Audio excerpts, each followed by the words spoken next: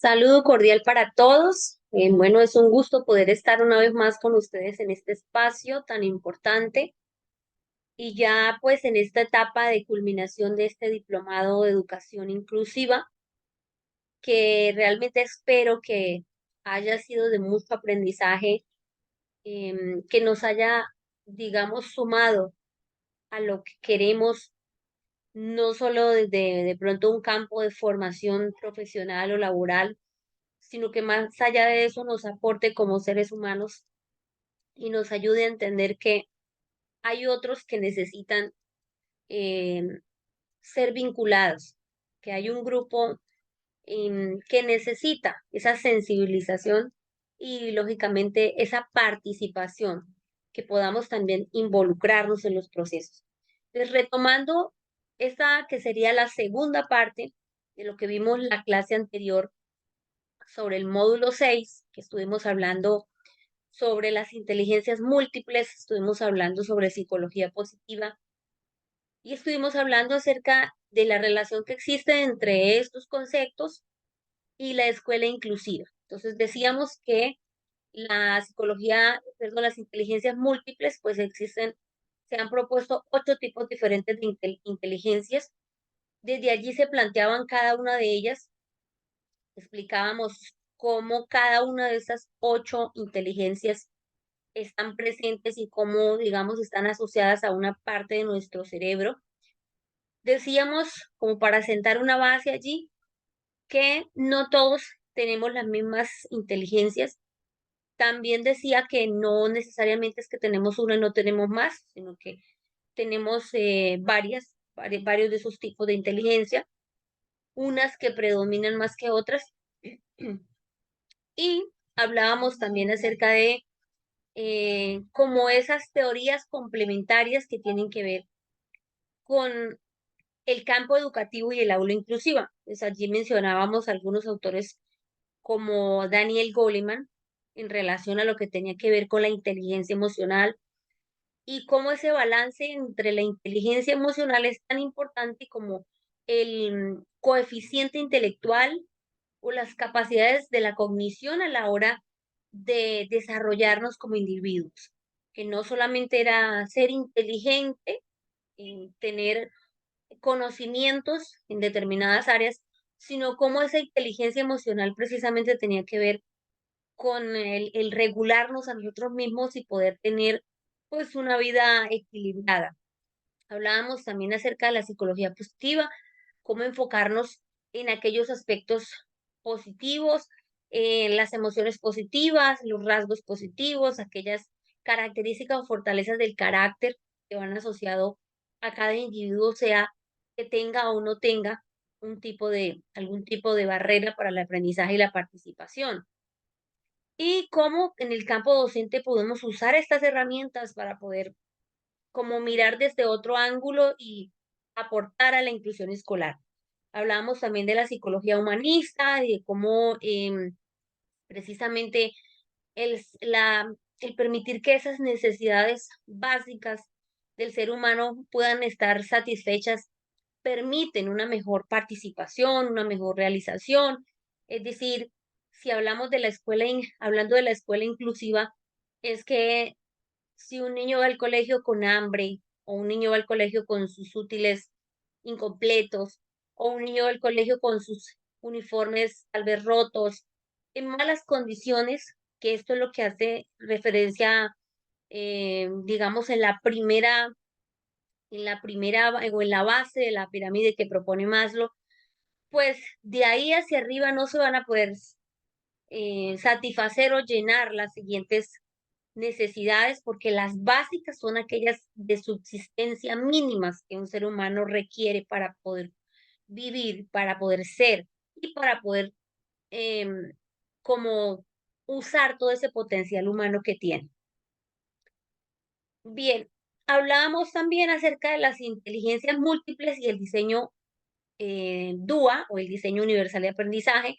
Decíamos que el concepto del diseño universal pues es precisamente como un manual o un formato o una herramienta que permite precisamente como pautas que tienen que ver con el hecho de que si hay grupos o poblaciones que tienen algún tipo de discapacidad o diversidad funcional, ese diseño ese diseño de aprendizaje DUA permite hacer los ajustes necesarios para poder vincular a ese que no tiene esa participación, que no tiene como esa facilidad para involucrarse de pronto como el otro grupo.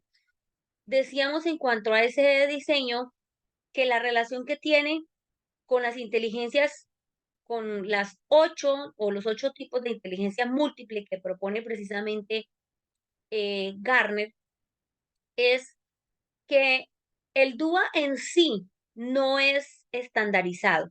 No podemos decir que está establecido o está elaborado para X o Y o de esta forma o de la otra, sino más bien que hay unas características que son las que permiten que este diseño universal para el aprendizaje sea funcional. Y es el hecho de que no hay un modelo único de estudiante. Es decir, en un salón partimos del hecho de que no tenemos un grupo de niños que todos son iguales. Entonces, el DUA precisamente se caracteriza en eso, en hacer esa observación y hacer ese proceso de individualizar el aprendizaje de cada niño dependiendo de su necesidad. Algo más que que nos permite ver en esto del diseño del DUA es que pues no hay una única manera de aprender tampoco. Los niños tienen diferentes maneras de aprender. Estilos de aprendizajes existen mucho. También así como las prácticas, las metodologías y las estrategias de enseñanza también son variadas. Entonces, precisamente el DUA lo que busca es establecer esas estrategias que más se ajustan a ese estudiante en particular. Parte también del hecho de que el DUA busca que la educación sea para todos, que es el poder garantizar el derecho a la educación a todos los niños, independientemente de raza, lengua, creencia religiosa, nacionalidad, etcétera, etcétera. Y por último, también mencionamos de este diseño de aprendizaje el hecho de que pues todos los niños pueden aprender.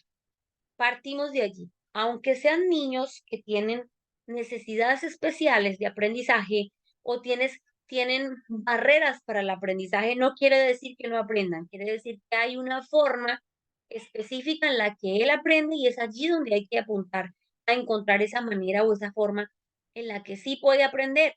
No podemos decir, ay, este niño está con un retraso mental de tal forma o de esta otra manera que no se le puede enseñar nada. No es así. Siempre hay algo que puede aprender y allí precisamente es donde entra este, em, pues este diseño de aprendizaje. ¿Cuál es la importancia? Bueno, como ya lo mencionaba, la importancia de reconocer la diversidad en el estudiante.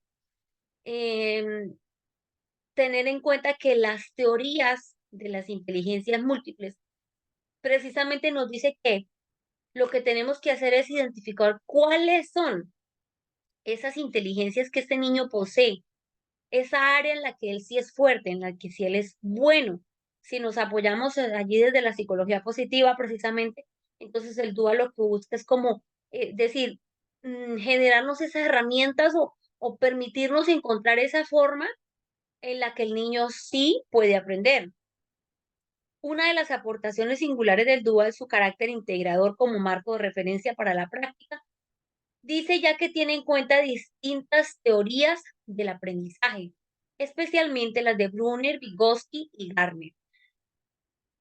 Si tuviéramos que hablar acerca de este tema, pues precisamente allí vamos a extendernos mucho más. Por eso, como yo les había dicho, en este diplomado hemos hecho como un abrebocas, porque el tema como tal aquí no es que veamos esos métodos de aprendizaje o esas formas de aprendizaje que enseñó Brunner o que Vygotsky enseña o que Garner tal vez propone, sino es permitirnos ver que existen muchas herramientas, muchos modelos, muchas, digamos, hay conocimientos, hay información, y yo les invito a ser muy investigativos en esto. Si ustedes están en el campo docente o en el área en el que ustedes se encuentran como tal, sean muy investigativos, de querer conocer un poco más, de querer indagar, de saber qué herramientas me sirve, porque puede ser que con un niño me funcione este tipo de metodología, pero con este no me funciona, entonces tengo que establecer nuevas maneras de hacerlo. Y allí es muy importante la actitud del docente, porque ante una, digamos, una apertura mental donde hay espacio para pensar en algo nuevo, para darme la oportunidad de probar algo diferente, pues hay ganancia, hay aprendizaje no solamente para el docente, sino también para el niño, para el estudiante que está en ese proceso y que precisamente lo que necesita es ser vinculado. Entonces aquí vale la pena que podamos probar, indagar, investigar, buscar la manera que esto se pueda pues hacer una realidad en el aula de clase. Aspectos relevantes frente a la importancia de implementar el DUA. Entonces, cada persona aprende de manera diferente, como ya lo habíamos mencionado. Algunas personas aprenden escuchando, otras aprenden leyendo, otras aprenden mejor interactuando directamente con objetos o haciendo las cosas.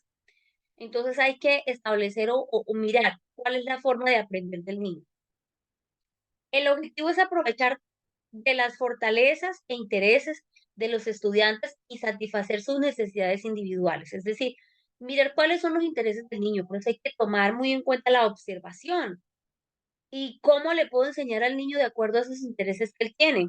Colocando un ejemplo aquí, digamos que en el área o en el campo en el que me he estado desempeñando recientemente, los niños con autismo muchas veces tienen como una fijación o un interés en determinados aspectos. Por decir algo, al niño le gustan los dinosaurios y quiere saber todo lo relacionado a los dinosaurios. Entonces, ¿cómo hacemos? El niño, queremos enseñarle algo al niño y cómo podemos usar ese interés que él tiene. Ah, entonces, ¿qué vamos a enseñarle al niño a contar? Ah, bueno, pues vamos a usar esos objetos o esas cosas que generan interés para el niño. Y en vez de ponerle números, o en vez de ponerle rayitas, o círculos, o cuadraditos, o cualquier otra figura para que él cuente, ¿por qué no lo hacemos con dinosaurios, por ejemplo? Y usamos eso como un elemento que permita al niño aprender usando ese interés que él tiene. Por eso es importante saber cuáles son los intereses del niño, qué es lo que le gusta, para que de esa manera, pues como docente, podamos usar ese interés por ese algo que tiene y llevarlo a construir un aprendizaje. El DUA funciona al presentar el contenido de varias maneras, entonces involucramos a los estudiantes de diferentes maneras, permitiéndoles mostrar lo que saben de la mejor manera para ellos. Tengamos en cuenta que lo que para uno puede ser fácil de entender, para el otro le puede costar un poquito más, pero eso no quiere decir que el niño no pueda demostrar que sí sabe o que sí comprendió ese concepto, que sí tiene alguna idea de eso. Es más como tomarse a la tarea de ofrecer de acuerdo al nivel o de acuerdo a al conocimiento o la facilidad de cada niño, que esos contenidos sean, digamos, adaptados a el grupo de niños que tenga. Bien. Vamos a continuar acá. Presentar la misma información usando maneras distintas. Por ejemplo, cuando se usa ambas imágenes y palabras para dar el horario diario, significa que un niño que no puede leer todavía puede entender el horario. Pues usamos una imagen, usamos palabras y de esta manera el niño puede comprender. O tal vez el niño no relaciona las letras, entonces vamos a generarle el aprendizaje con imágenes asociadas a eso que queremos enseñarle. Y de esa manera lo que hacemos es permitirle al niño tener diferentes maneras de, de conocer, no generar la barrera. Motivar a los estudiantes utilizando diferentes formas en que pueden participar en el aprendizaje. Por ejemplo, un niño puede aprender trabajando solo, mientras otro podría aprender mejor cuando está trabajando con un compañero o en grupo. Los estudiantes o las estudiantes también pueden aprender mediante un juego. Entonces, no todo es vamos a escribirlo o vamos a leerlo, o vamos a hacerlo de esta o aquella manera. Allí precisamente está como la dinámica del docente de em, permitirle al estudiante demostrar cómo lo sabe hacer. Entonces, que él no sabe escribir, pero puede dibujar. Que él no sabe dibujar, pero que él puede subrayar. Que él no sabe subrayar, pero él puede tal vez indicar, señalar, tratar de verbalizar, si es que tal vez el niño tiene, perdón, alguna dificultad en el lenguaje. La idea es que se le permita al niño demostrar em, qué tanto conoce o si comprendió lo que se le está enseñando. Bien, dice, los estudiantes que tienen dificultades para escribir pueden expresar lo que saben haciendo un dibujo o representando una historia. Esto es lo que ya habíamos acabado de decir. Bien, en relación al tema de las inteligencias múltiples en el aula, entonces, dice el autor Fernández, 2018, señala que es fundamental, en primer lugar, que conozcamos nuestras fortalezas y debilidades para así poder determinar medida, en cierta medida, nuestra personalidad y consecuentemente nuestro estilo de enseñanza. Ya aquí está hablando del docente. El docente precisamente haga este ejercicio de autoconocimiento para saber cuál es su manera más funcional o más hábil para realizar el proceso de enseñanza y también, pues, digamos, ajustar lo que necesita ajustar. Es inevitable que nuestra forma de impartir docencia se vea influenciada por aquellas inteligencias que predominan en nuestro ser. Resulta lógico que estas, al hacernos sentir más cómodos, nos permitan guiar el proceso de desarrollo de los niños y niñas con mayor entusiasmo y motivación, facilitando así nuestra tarea. Es decir, en esa tarea de autoconocimiento que el docente hace, cuando sabe en qué sí es bueno y en qué no es bueno, pues precisamente va a poder generar las estrategias, las pautas, la forma de hacerlo que sea más funcional, que sea más oportuno, que sea más significativo el aprendizaje, pero parte de ese autoconocimiento que el mismo docente tiene de sí. Características o aspectos, digamos, a tener en cuenta. Dice, valorar las inteligencias de los alumnos, o sea, que el docente debe tener en cuenta. Diversificar los contenidos y las estrategias didácticas. Innovar en las metodologías, porque no podemos estar enseñando siempre y aplicar el mismo método y la misma forma y hacer de siempre lo mismo. ¿Por qué? Porque ya quedó aquí sentado el hecho de que estamos enseñando a grupos diferentes, a un grupo donde hay muchos niños y cada uno de ellos aprende de manera diferente. Apostar por el aprendizaje activo y real. Entonces, es muy importante esto. Cuando enseñamos algo y eso que enseñamos, que parece una teoría, lo ponemos en contexto con lo que el niño vive, conoce o sabe, es más fácil para el niño entenderlo y comprenderlo. Entonces, colocar ese contexto en la realidad permite al niño asimilar mejor ese aprendizaje o ese conocimiento. Hay entonces que ser pues muy consecuente, no solamente vamos a enseñar sobre un tema y lo vamos a dejar en la teoría, sino que tratemos de ser muy prácticos a la hora de enseñarlo para que el niño lo pueda comprender desde donde su capacidad imaginativa y su comprensión le permite adquirirlo.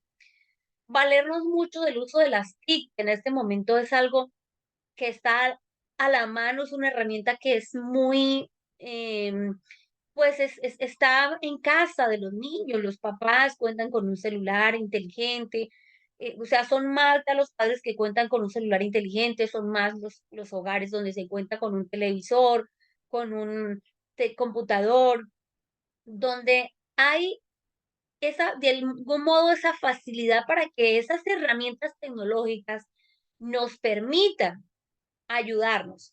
Ahora, estoy hablando en cuanto al tema de los objetos que podrían estar, pero si usamos esto desde el campo docente, es decir, ¿qué tal si en vez de pasar y a la clase y solo leer y leer y leer y leer, generamos otro tipo de contenido, por ejemplo, un video, una canción, bueno, existen muchas aplicaciones de internet que permiten hacer infografías, que nos permiten hacer diseños creativos, que permitan generar esos contenidos que son los que el niño va a visualizar y que es el que el docente va a trabajar. Entonces, también el docente puede nutrirse de esas herramientas, porque alguien podría decir, pero es que yo no sé cómo se hace, yo, por ejemplo, no sé manejar mucho las redes, yo no sé manejar mucho de pronto la internet, pues cabe decirte, decir aquí, en ese espacio, pues que es el momento de aprender.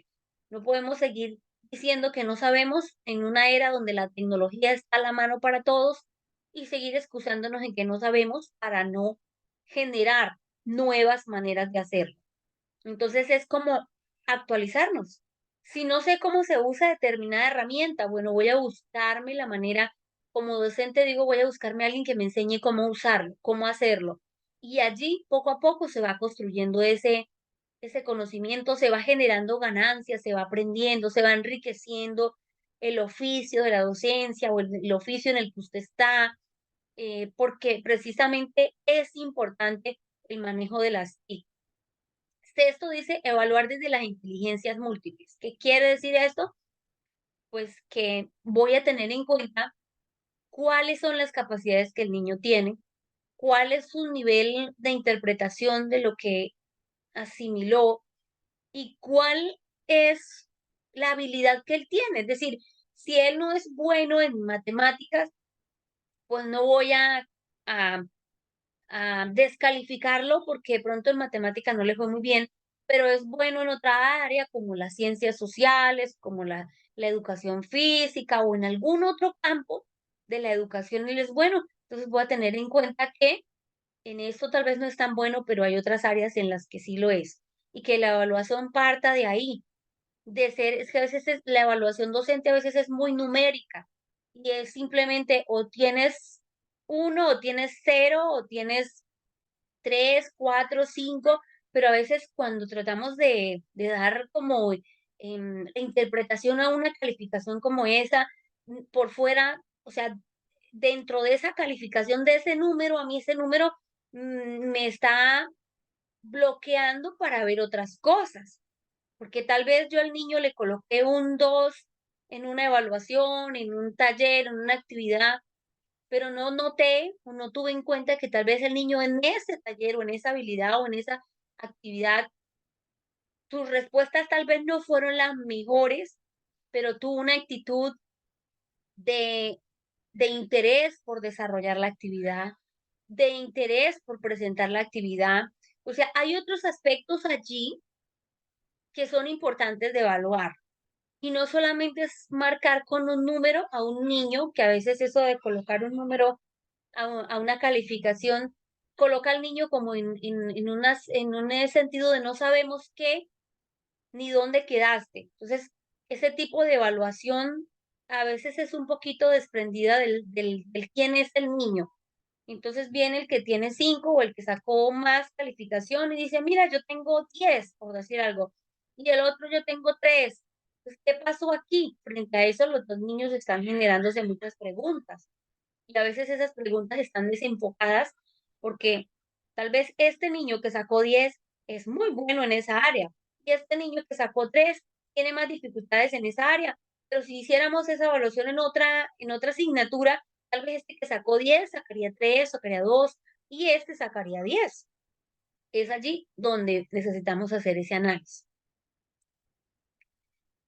Otros aspectos que hay que tener en cuenta a la hora de la evaluación o a la hora de revisar o tener en cuenta a la hora de, en esto del DUA, el diseño de aprendizaje, es considerar los múltiples medios de representación que existen para evaluar o para trabajar o para integrar los niños. Entonces, esos diferentes formatos de la presentación de los contenidos, cómo los estoy presentando. Aquí la imagen nos dice que lo puedo hacer visual, auditivo, diseños, símbolos, videos, lengua de señas, con pistas, y usted desde allá puede usar otras herramientas que usted pueda conocer. Porque cuando yo presento contenidos y yo presento una enseñanza, Considerando cada uno de estos aspectos, yo puedo acercarme más al proceso de enseñanza del niño. Múltiples medios de expresión, entonces hablamos de modalidades para registrar lo que los niños o los estudiantes aprenden. Entonces, que el que no sabe escribir, entonces pueda elegir respuestas múltiples. El que de pronto, bueno, está aquí el escribir texto, pero dice que no sabe escribir. Ah, bueno, arrastrar y soltar. Expresar con imágenes, expresar con lo táctil, explorar, escuchar, hablar, no que el niño no sabe escribir. Bueno, vamos a hacer un ejercicio verbal, oral, donde le preguntamos, donde indagamos sobre qué entendió, sobre cómo lo entendió, y de esa manera, pues estamos validando el aprendizaje del niño. Múltiples medios de participación. Entonces, decimos que hay diferentes formatos y contenidos para estimular la motivación por el aprendizaje. Entonces, tenemos la relevancia, diseño, variedad, animaciones, variedad de uso, amplias opiniones auditivas, eh, comentarios, refuerzo positivo, por cierto, muy importante, digamos, dentro del contexto escolar, tener en cuenta eso. A veces vemos más como lo negativo del niño, pero cuando hace algo positivo no lo reforzamos. Entonces, allí esto es muy importante aprenderlo, sobre todo cuando se tiene niños con autismo en un aula de clases para un docente. Debe saber que para él los refuerzos positivos son muy importantes. Para él, un bien, lo hiciste muy bien, genial, eso es, chócala. Parece una simpleza, pero esto es un refuerzo positivo para un niño. Un niño con TDAH, igualmente. Nunca le dicen que hizo nada bueno porque siempre está moviéndose, está inquieto, está. Pero ¿qué tal si cuando está en un momento de una actividad y el niño está haciendo algo bueno, de una vez lo reforzamos de manera positiva? Muy bien, excelente, eso es. Así te ves muy bien ahí sentado, así te ves bien haciendo eso. Te ves súper en lo que estás haciendo. Eso es reforzar al niño. De alguna manera pues esto hace parte digamos, de los procesos terapéuticos en el área comportamental con los niños con este tipo del área neurológica que necesitan terapia, pero que el docente también debe conocer esas herramientas, porque estas herramientas le van a ayudar a modificar conducta en muchos niños, le van a ayudar a cambiar, a como a generar un espacio nuevo y diferente en el trabajo con los niños. Aquí tenemos algunas referencias y ya pues para ir como concluyendo esta información, hay mucho contenido que podemos usar, como ya les he mencionado. Yo quiero invitarles a que tomen el tiempo y lean el material, repasen la información, indaguen sobre el tema. Y si a ustedes les gusta el trabajo con población con discapacidad, vincúlense, así sea de manera voluntaria, a entidades e instituciones, lugares donde ustedes puedan aprender, pero también puedan aportar a ese aprendizaje y esa enseñanza. Esa es como la motivación que yo quiero dejarles em, como resultado de este diplomado. Agradecerles por haberme prestado sus oídos y su tiempo en este diplomado, en este tema tan bonito. Y bueno, motivarles a que continúen adelante, poder seguir avanzando en el proceso.